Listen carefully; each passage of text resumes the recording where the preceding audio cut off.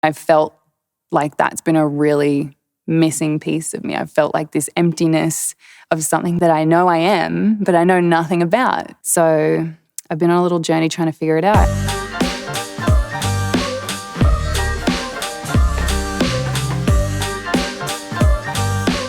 This is what a warrior looks like. My name is Charlee Fraser.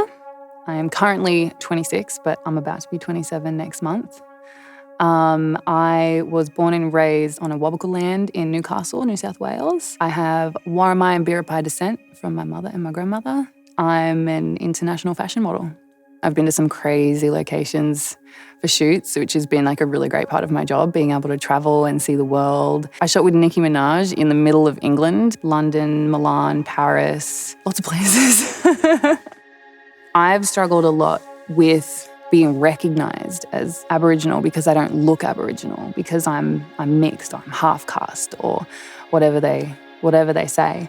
I'm here and I'm Indigenous, and people are like, you're not black enough. Like, there's just so much of that too. So I've been trying to figure that out. It's a whole journey.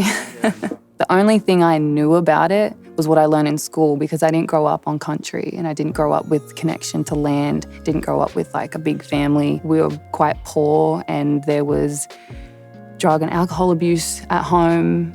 All I knew about my culture was what I was taught in school, which we know now was biased and written by not our people. And I felt like that's been a really missing piece of me. I felt like this emptiness of something that I know I am, but I know nothing about. And so the past 2 years, especially with COVID, I've been deep diving into working on communities and with elders, and I've been doing mentor programs with models, Indigenous models who want to be in the industry, and we're working on more stuff for the future too, which will be so exciting. I'm just trying to bring more mob to the fashion industry, because we're talking here about representation, right? If you can see it, then you can be it. And so a big part of my industry is we're seen everywhere. Models are seen in magazines and on billboards and in shops. And so that's what we need. Because when I started, I didn't know anyone in my industry that was Indigenous except for Samantha Harris when she came up. She was the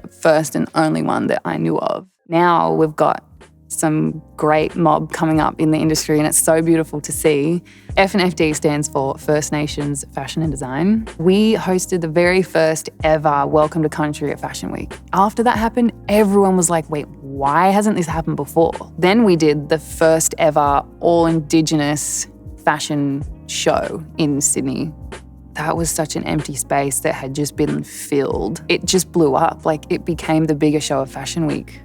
The industry has changed a lot since when I started.